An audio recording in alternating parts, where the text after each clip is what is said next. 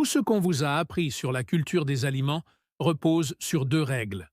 Règle numéro 1. Les plantes ont besoin de terre. Deuxième règle. Les plantes ont besoin de lumière du soleil. Chaque jardin, chaque ferme, chaque serre sur terre obéit à ces règles. Mais il existe actuellement, sur les étagères des supermarchés, un organisme qui contredit ces deux principes.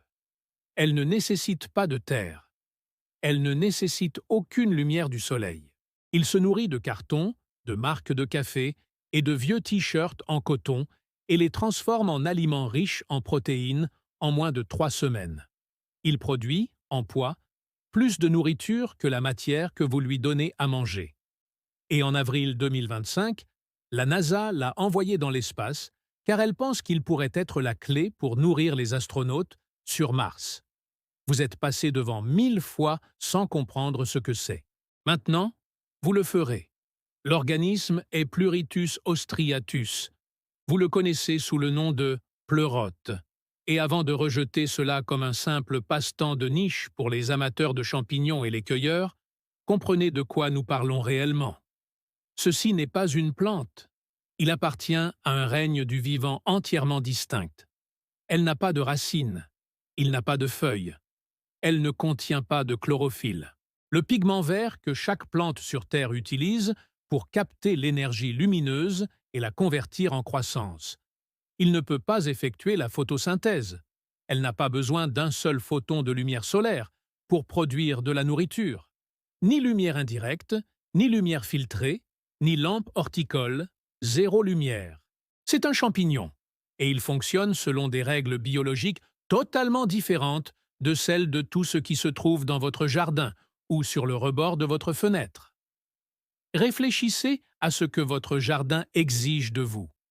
Vos tomates ont besoin de 5 mois de soleil, d'un arrosage régulier, d'un sol fertile, de tutorage, de taille, de protection contre les parasites et de prière contre le mildiou.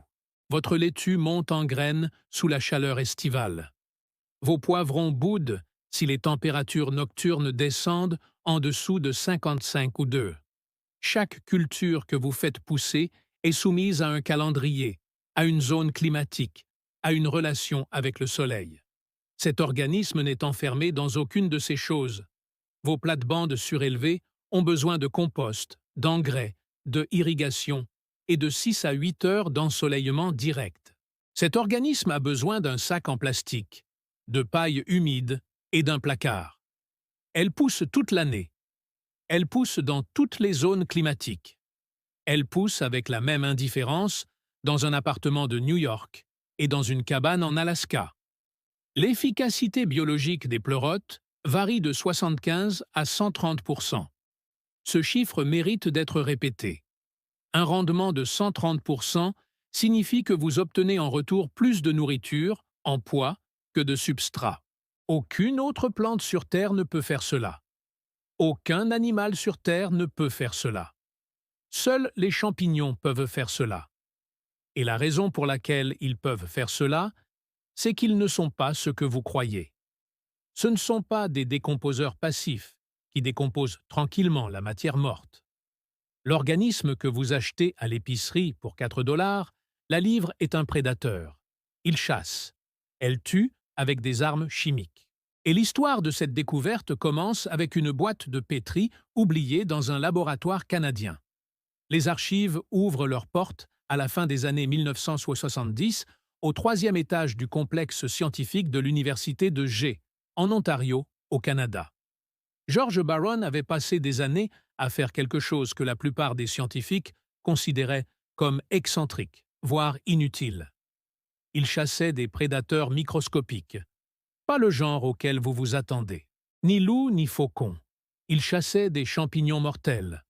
Barron, un microbiologiste d'origine écossaise, a collecté des échantillons de sol dans des champs et des forêts du sud de l'Ontario.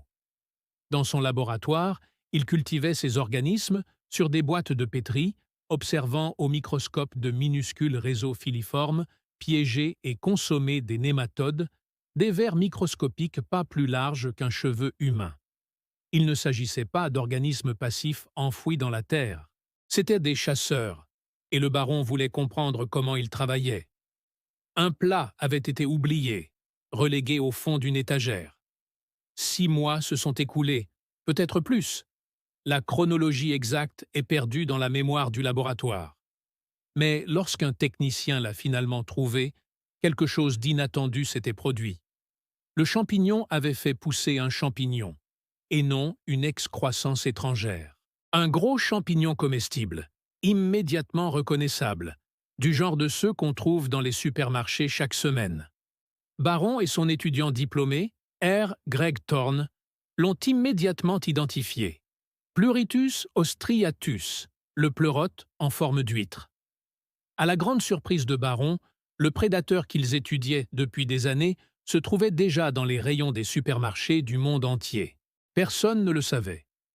Ils ont publié leurs résultats le 6 avril 1984 dans Science, volume 224, pages 76 à 78. L'article documentait que 10 espèces de champignons de Guild attaquaient et consommaient activement des nématodes.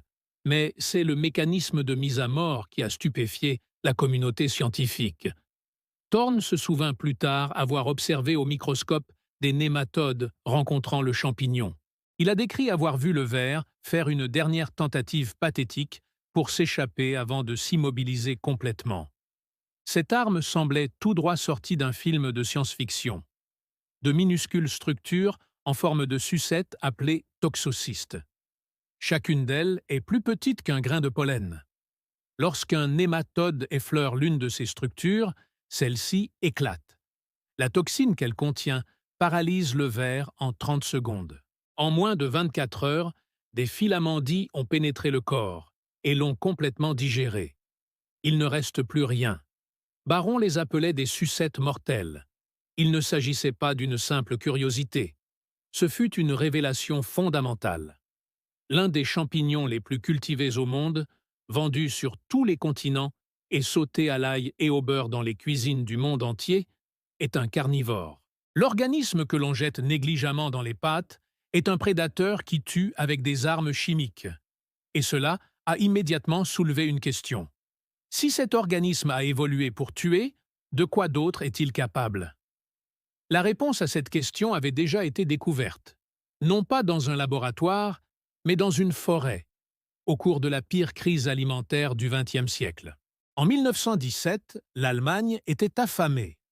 Le blocus naval britannique avait interrompu les importations alimentaires du pays. Environ un tiers de son approvisionnement d'avant-guerre.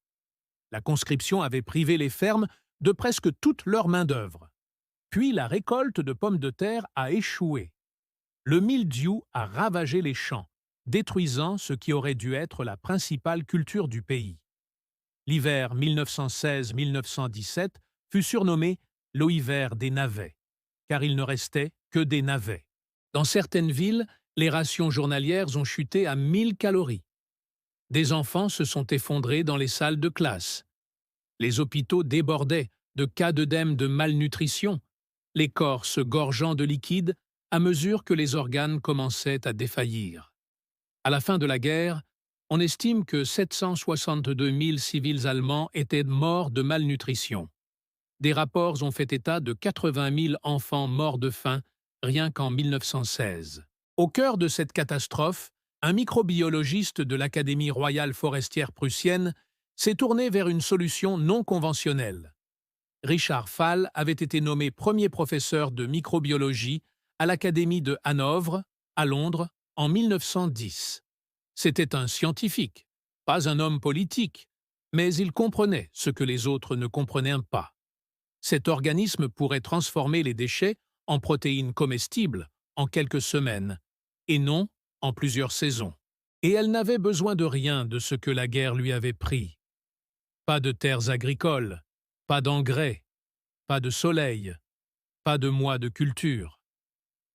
En 1917, Fall publia un article dont le titre révélait l'urgence de la situation. Sur la culture forestière du pleurote, sur des souches d'arbres feuillus. Il ne s'agissait pas de recherche abstraite.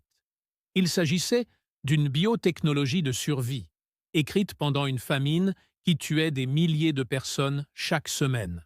Des souches de bois dur inoculées et de la paille stérilisée avec du mycélium de pleurote. Il a démontré pour la première fois dans la littérature scientifique occidentale que cet organisme pouvait être cultivé délibérément, non pas cueilli dans la nature, ni découvert par hasard, mais cultivé de manière fiable et répétée à partir de matériaux qui autrement pourriraient. Les implications étaient radicales. Chaque ville d'Allemagne était entourée de forêts remplies de bois mort. Chaque ferme avait de la paille. Chaque ménage produisait des déchets. Et en 3 semaines, ces déchets pourraient se transformer en protéines. Durant un hiver de famine, où les récoltes avaient été mauvaises, les champs restaient vides et les lignes d'approvisionnement étaient coupées. Fall a prouvé qu'il existait une troisième option. Vous n'aviez pas besoin de champs, vous n'aviez pas besoin de soleil. Vous n'aviez besoin ni de pluie, ni de saison, ni de rien de ce que la guerre avait détruit. Vous aviez besoin de déchets. Et la patience se mesure en jours. Fall épousa sa collègue microbiologiste Olga Shankalowski en 1910. Ils travaillèrent ensemble pendant des années. Mais l'histoire ne s'arrête pas à un triomphe scientifique.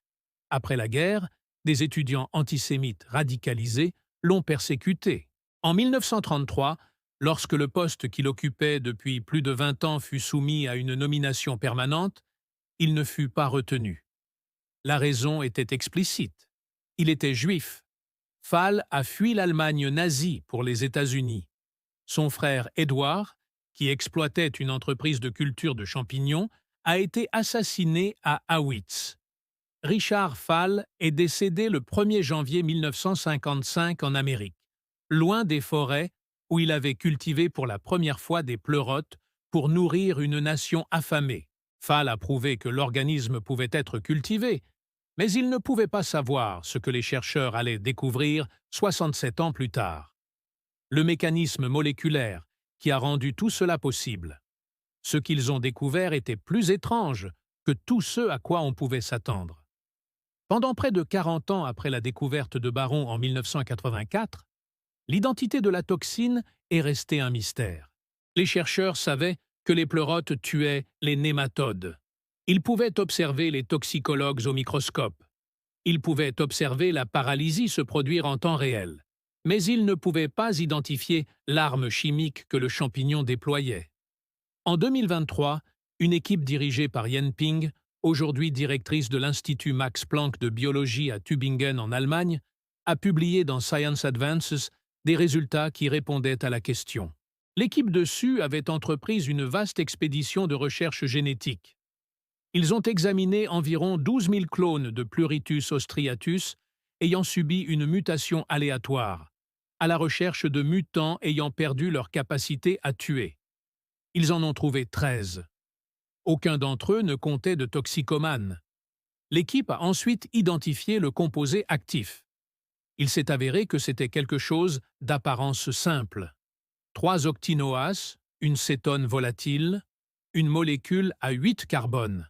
Lorsque le toxique éclate, cette cétone perturbe l'intégrité de la membrane cellulaire dans tout le corps du natode. Le calcium envahit des cellules qui ne devraient pas en contenir. Le système nerveux du ver s'active de manière incontrôlable. Les muscles se bloquent. Elle meurt de l'intérieur vers l'extérieur. Chou la décrit sans détour.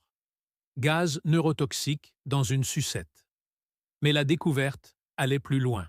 Une découverte remarquable faite par des chercheurs mexicains a établi un lien entre le régime carnivore et l'autre super-pouvoir de cet organisme, sa capacité à digérer le bois. Ils ont découvert que le fait de réduire au silence un gène spécifique, appelé l'ACADIS2, l'une des enzymes que les pleurotes utilisent pour décomposer le lignine des arbres morts, éliminait à la fois la formation de toxines et la capacité des champignons à produire des fructifications. Le même système enzymatique qui digère le bois mort est nécessaire pour tuer les proies. Les deux processus dépendent du même mécanisme moléculaire. Il ne s'agit pas d'une dionée attrape-mouche attendant passivement qu'un insecte se pose. Il ne s'agit pas d'une plante carnivore en position ouverte. Il s'agit d'une guerre chimique active, menée par un organisme que l'on peut acheter dans n'importe quelle épicerie du pays pour 4 dollars la livre. Et cela est dû à son lieu de vie. Le bois mort est riche en carbone, mais extrêmement pauvre en azote. Les nématodes qui rampent dans les troncs en décomposition sont de minuscules paquets d'azote, des protéines enveloppées dans un contenant en forme de verre. La carnivorie a évolué pour compléter l'apport en azote. Elle est directement analogue à celle des plantes carnivores, poussant dans des tourbières riches en nutriments, sauf que cette stratégie utilise des agents neurotoxiques volatiles, véhiculés par des sucettes explosives, au lieu de feuilles collantes ou de pièges à ressort. On connaît aujourd'hui plus de 700 espèces de champignons capables de piéger les nématodes, mais l'approche Pleurotus est unique parmi toutes. Imaginez maintenant que vous êtes un insecte de la largeur d'un cheveu humain, rampant dans un morceau de bois pourri, à la recherche de bactéries à manger. Le bois est sombre, il fait humide. Ça sent la décomposition, ce qui pour vous signifie que de la nourriture est à proximité. Vous n'êtes pas inquiet. Vous êtes l'animal multicellulaire le plus abondant sur Terre. On compte environ 57 milliards de nématodes pour chaque être humain vivant. Vous avez connu le succès pendant 500 millions d'années. Vous effleurez ce qui ressemble à une minuscule boule au bout d'un bâton, pas plus grosse qu'un grain de poussière. Cette balle explose. L'air qui vous entoure se remplit d'un composé chimique volatile, une cétone à 8 atomes de carbone, qui commence à dissoudre vos membranes cellulaires au contact. Les ions calcium inondent vos cellules musculaires. Votre corps se contracte involontairement. Vous essayez de bouger, vous ne pouvez pas. En 30 secondes, vous êtes complètement paralysé, mais toujours en vie. Au cours des 24 heures suivantes, des filaments semblables à des fils, appelés EI, pénètrent votre cuticule, se ramifient dans votre cavité corporelle et vous digèrent de l'intérieur vers l'extérieur. Chaque molécule d'azote, chaque acide aminé, chaque trace de protéines présente dans votre corps est absorbée par le réseau fongique. Il ne reste plus rien. Tu étais de la nourriture. Et l'organisme qui vous a mangé est le même que celui que les humains achètent dans un récipient en plastique pour 4 dollars à l'épicerie et qu'ils jettent dans un sauté. Cet organisme ne se nourrit pas uniquement de bois. Des recherches confirment qu'il peut transformer le marc de café, le carton, la paille, les vieux vêtements en coton, la sciure de bois, les épis de maïs, le papier journal, et même les sols contaminés par le diesel en protéines comestibles. Sa teneur en protéines est de 20 à 30% en poids sec, et elle contient les 9 acides aminés essentiels. Il faut 1,8 gallon d'eau pour produire une livre de champignons. Une livre de bœuf nécessite environ 1800 gallons. Un acre de culture de champignons peut produire jusqu'à 1 million de livres de nourriture par an. Un acre de pâturage pour le bétail produit environ 300 lélénerbanes de champignons. L'empreinte carbone est de 0,7 litres de dioxyde de carbone par livre de champignons. Une livre de bœuf génère environ 14 fois plus. Les chiffres ne sont pas subtils, ils sont stupéfiants. Et en 2025, la NASA l'a remarqué. Des chercheurs à bord de la Station spatiale internationale ont réussi à cultiver une souche sans spores de pleurote sur des substrats composés de t-shirts en coton et de biomasse végétale non comestible. Les vêtements usés des membres d'équipage, qui auraient normalement été compactés et brûlés dans l'atmosphère terrestre, ont été transformés en nourriture. Un mélange de 70% de coton et de 30% de soja perforé a surpassé les substrats traditionnels à base de paille. Les champignons récoltés étaient propres à la consommation, leur taux de bactéries étant bien inférieur à celui des spécimens cultivés commercialement. Puis, en avril 2025, la mission SpaceX Fram 2 a transporté du substrat de champignons en orbite polaire dans le cadre d'une expérience appelée Mission Champignon.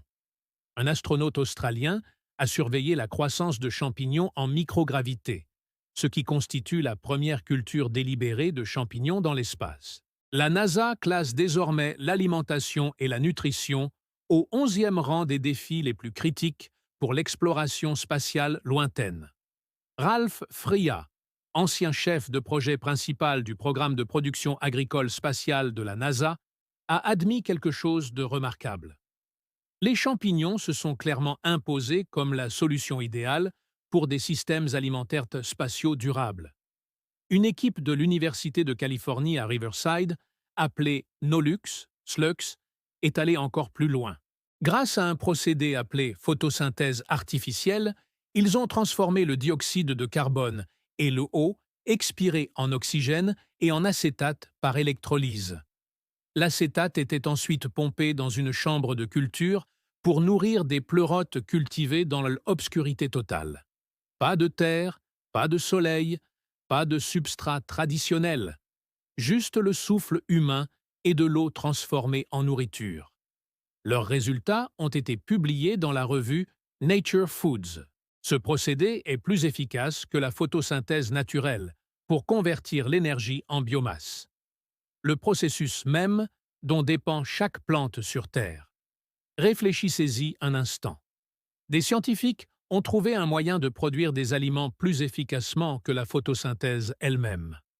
Et l'organisme qui rend cela possible est le même que celui qui se trouve dans le rayon fruits et légumes de votre supermarché local. Si la NASA fait confiance à cet organisme pour nourrir les astronautes lors de missions vers Mars, des missions où chaque gramme de cargaison coûte des milliers de dollars et où la lumière du Soleil est environ 2 fois moins intense que sur Terre, la question devient inévitable. Pourquoi ne pas la cultiver dans votre cuisine dès maintenant? La réponse n'est pas un complot. Il n'y a pas de note de service secrète. Cette répression est plus ancienne et plus étrange encore. En 1887, le microbiologiste britannique W.D. Hay écrivit quelque chose de prophétique.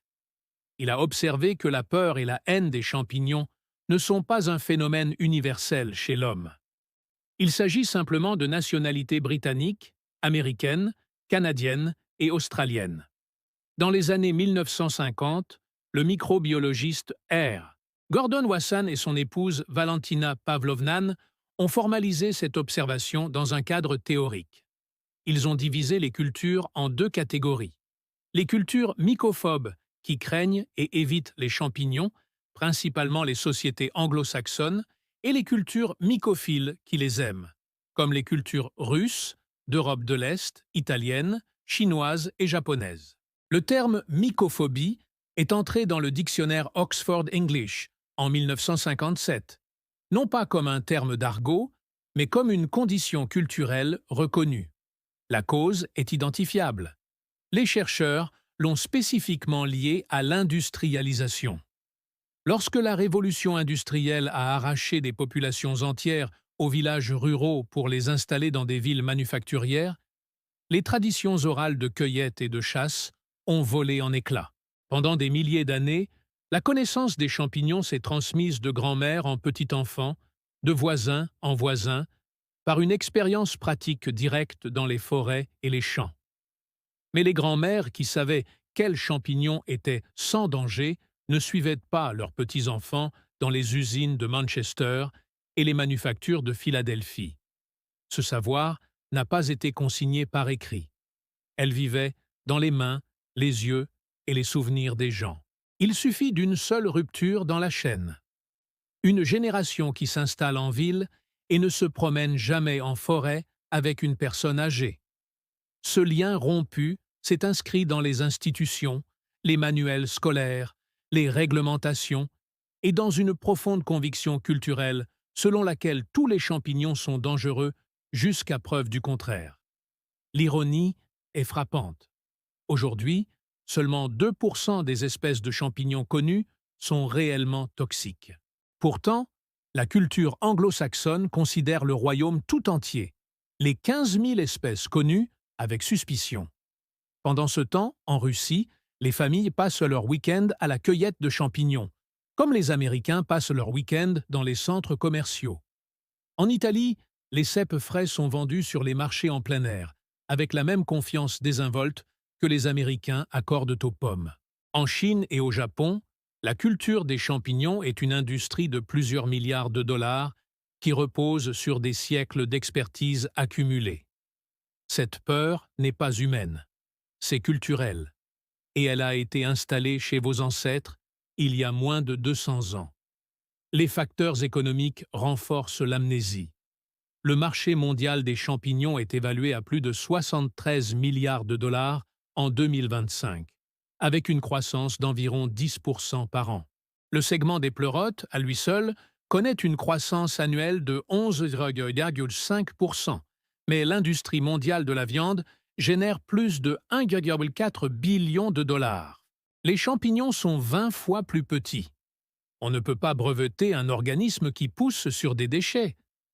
Vous ne pouvez pas créer de dépendance d'entrée autour de celui-ci. Il n'y a pas de semences à vendre chaque saison. Aucun engrais spécifique n'est requis. Aucun herbicide à pulvériser. La production de champignons est gourmande en main-d'œuvre, ce qui la rend réfractaire au type d'industrialisation à grande échelle qui crée des empires commerciaux. L'American Mushroom Institute est une simple note de bas de page à côté de la National Cattlemen's Beef Association. Aucune suppression n'est requise.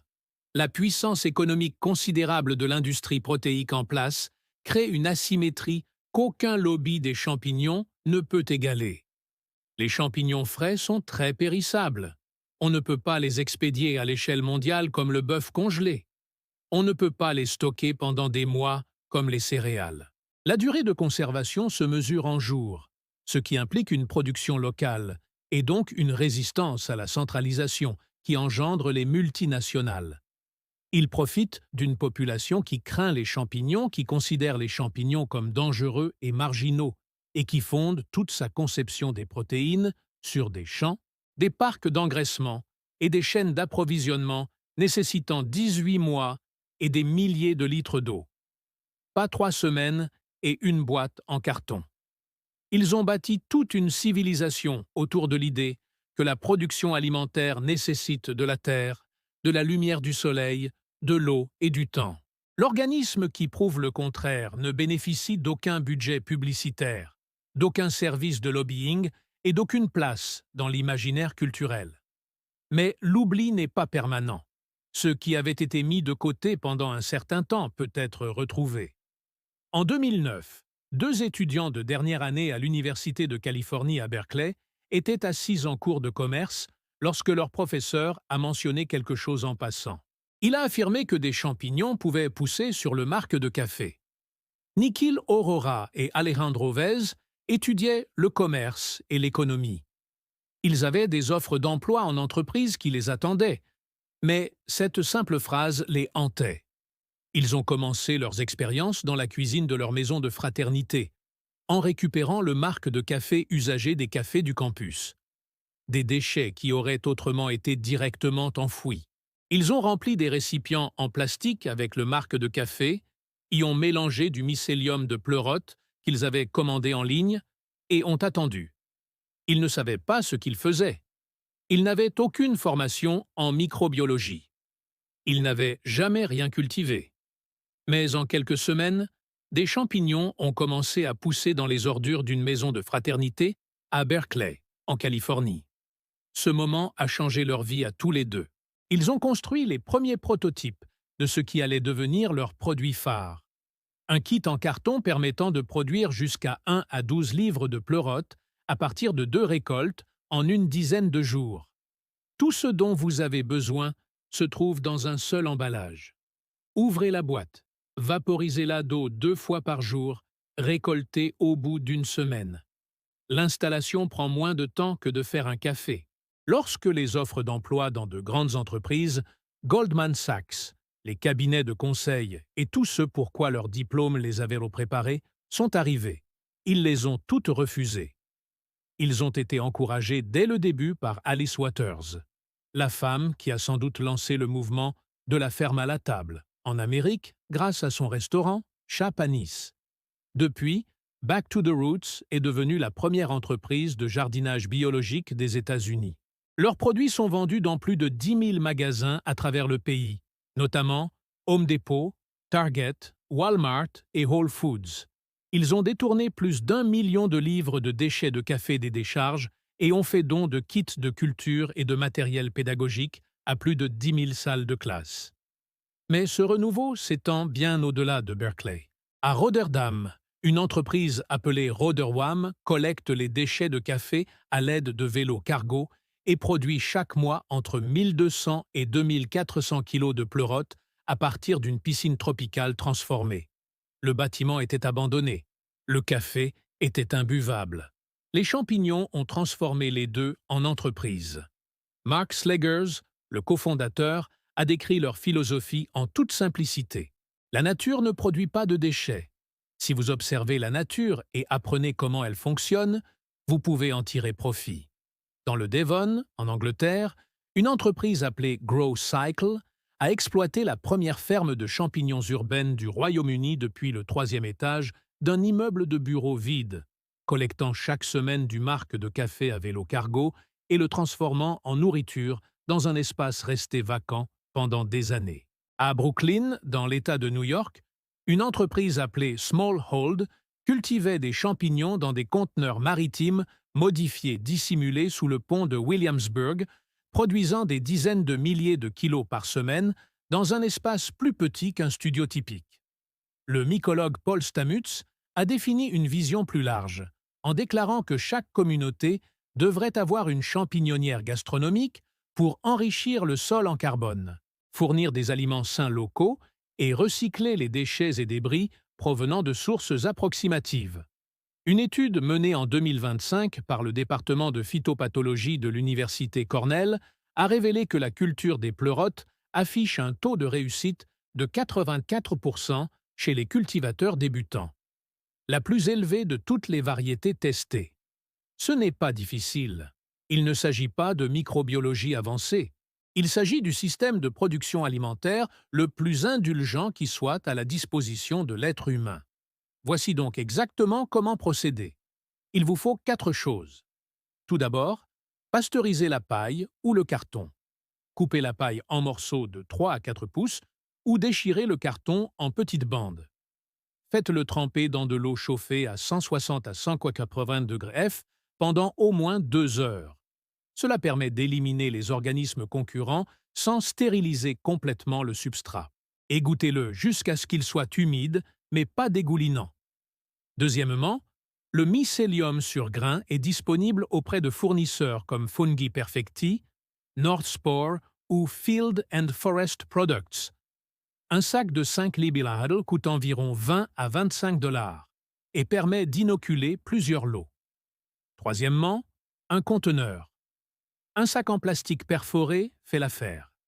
Un seau de 5 gallons percé de trous de 1/4 de pouce, tous les 6 pouces, fonctionne encore mieux. Quatrièmement, un environnement entre 60 et 75 degrés Fahrenheit avec un certain taux d'humidité et un renouvellement d'air frais. Voilà. Pas de terre, pas de lampe de croissance, pas d'engrais, pas de potager. Un placard fait l'affaire. Un garage fonctionne. Cela fonctionne sous l'évier de votre cuisine. Une salle de bain d'appoint fera l'affaire. Disposez le substrat humide et le mycélium en couche dans votre récipient. Comme des lasagnes. 2,5 cm de substrat. Une pincée de mycélium. 2,5 cm de substrat supplémentaire. Une autre pincée. Remplissez-le. Fermez le sac ou mettez un couvercle non hermétique sur le seau. Placez-le dans un endroit sombre à température stable. Le calendrier est précis. Il faut compter 12 à 21 jours pour que le frais colonise le substrat. Vous verrez des filaments blancs, semblables à du mycélium, se propager dans la paille ou le carton comme une toile d'araignée au ralenti. Conservez-le dans l'obscurité pendant cette phase. Les champignons n'ont pas besoin de lumière pour développer leur système racinaire. Ensuite, déplacez-le dans un endroit bénéficiant d'une lumière indirecte et d'une aération optimale. En 3 à 5 jours, de minuscules structures en forme d'épingle apparaîtront là où l'oxygène atteindra le substrat à travers les trous. Ce sont des champignons miniatures. Puis, 4 à 7 jours, entre le moment où les primordia arrivent à maturité et celui où les chapeaux atteignent leur taille maximale de récolte. Votre première récolte peut avoir lieu en seulement 19 jours après l'installation. Et voici ce qui distingue ceci de tout le reste dans votre jardin. Après la récolte, le mycélium est toujours vivant à l'intérieur du substrat. Ce n'est pas fait. Il portera à nouveau des fruits. On observe généralement 3 à 4 poussées successives, espacées de 7 à 14 jours. Entre 2 rinçages, faites tremper le substrat dans de l'eau froide pendant quelques heures pour le réhydrater, puis remettez-le en place. Une installation de 5 minutes vous assure 1 mois, voire plus, de récolte régulière à partir du même récipient, du même sac, du même seau, produisant des aliments encore et encore sans aucun ajout autre que de l'eau. Sur des substrats optimisés comme le marc de café ou les déchets de coton, l'efficacité biologique atteint 130%. Plus de nutriments sont perdus que de substrats absorbés. Aucune plante de votre jardin ne le fera jamais pour vous. Aucune graine que vous achèterez ne vous offrira jamais cette promesse. Lorsque le substrat est complètement épuisé après sa dernière récolte, il devient un excellent compost pour vos parterres de jardin. Il a déjà été décomposé par certaines des enzymes de décomposition les plus puissantes de la planète. Les champignons vous nourrissent et leurs restes nourrissent ensuite votre sol. Rien n'est gaspillé. Si vous préférez éviter toute installation, des kits de culture préfabriqués de Back to the Roots sont disponibles chez Home Depot, Target, Walmart et Whole Foods pour environ 15 à 20 $. Ouvrez la boîte, vaporisez-la d'eau 2 fois par jour, récoltez au bout de 10 jours. Chaque kit est assorti d'une garantie de croissance à 100%. Si vous souhaitez cueillir des spécimens sauvages, les pleurotes poussent sur les arbres feuillus morts ou mourants sur tous les continents au climat tempéré. En Amérique du Nord, leurs fruits s'épanouissent principalement d'octobre à avril. Recherchez les amas en forme d'éventail sur les troncs de chêne, de érable, de hêtre ou de poplar.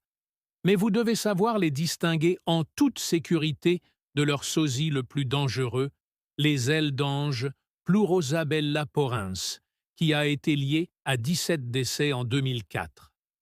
3 caractéristiques permettent de les différencier de manière fiable. Premièrement, les pleurotes poussent exclusivement sur du bois dur. Les ailes d'ange poussent sur les conifères. Si elles poussent sur un pin ou un épicéa, ne la touchez pas. Deuxièmement, les pleurotes ont des chapeaux épais et charnus. Les ailes des anges sont fines et translucides, presque comme du papier. Troisièmement, prélevez une empreinte de spore. Les pleurotes produisent une empreinte gris-lilas. Les ailes d'ange produisent un blanc pur. Toujours vérifier l'identification avant de consommer des spécimens sauvages. En cas de doute, abstenez-vous. Mais comprenez bien ce que vous faites réellement. Cultiver cet organisme ne constitue pas du jardinage, au sens traditionnel du terme.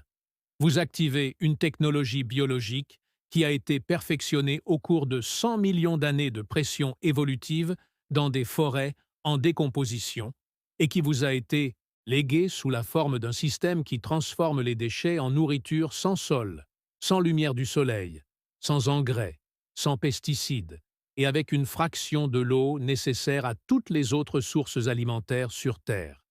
Pour cet organisme, la boîte en carton dans votre bac de recyclage est un véritable festin. Le marc de café dans votre poubelle est un festin. Ce sac de paille dans votre garage est une véritable usine à protéines qui ne demande qu'à être mise en marche. Chaque hypothèse sur laquelle repose votre jardin. La terre, la lumière du soleil, l'eau, l'espace, le temps.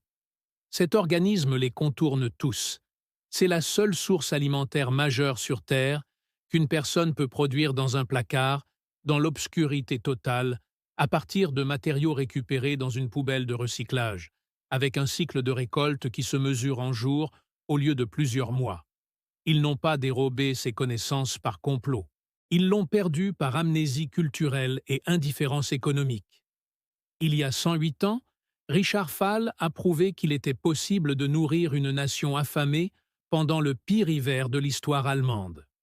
Il fut chassé de son pays parce qu'il était juif et mourut en exil, mais son savoir a survécu. Il y a 41 ans, Georges Baron a prouvé que ce modeste champignon de supermarché était un prédateur armé d'armes chimiques qui ferait hésiter un chimiste militaire. Il y a 2 ans, Yanping Suer a identifié l'agent neurotoxique contenu dans ces structures mortelles explosives. Une cétone volatile d'une simplicité si élégante qu'elle n'utilise que 8 atomes de carbone pour démanteler chaque cellule du corps d'un néatode. L'an dernier, la NASA a cultivé des champignons sur des t-shirts en coton à bord de la Station spatiale internationale et les a déclarés la source de nourriture la plus prometteuse pour les missions spatiales lointaines. Cette année, il est devenu le premier organisme alimentaire cultivé délibérément en orbite autour de la Terre, tournant autour de la planète à 27 000 km/h, tout en transformant tranquillement les déchets en protéines de la même manière qu'il le fait depuis 100 millions d'années. Et pourtant, entrez dans n'importe quelle jardinerie américaine et demandez de l'aide pour cultiver des champignons. Regardez ce qui se passe. Vous obtiendrez des escaliers vierges. Vous serez dirigé vers le rayon des plantes d'extérieur. Toute l'infrastructure de la production alimentaire domestique, les étagères à graines, les sacs de terreau, les étagères à engrais, les lampes de croissance, tout cela est construit autour des plantes, autour du sol et de la lumière du soleil. L'organisme qui enfreint les 2 règles n'a ni place sur les étagères, ni allée, ni rayon. Non pas parce que ça ne marche pas, mais parce que nous avons oublié. L'organisme n'a pas besoin de vous. Elle transforme les déchets en vie depuis 100 millions d'années sans intervention humaine. Mais vous pourriez en avoir besoin. Et maintenant, vous savez exactement comment l'utiliser. Si vous avez trouvé cela fascinant, abonnez-vous pour découvrir d'autres histoires de ce genre. Si vous avez déjà cultivé des champignons chez vous, ou si cette vidéo vous a enfin convaincu d'essayer, parlez-moi-en dans les commentaires. L'installation prend 5 minutes. La première récolte prend moins de 3 semaines. Quand vous verrez des champignons pousser dans un sac de paille au fond de votre placard, sans terre, sans soleil et sans jardin, tout ce que vous pensiez savoir sur la culture des aliments changera à jamais.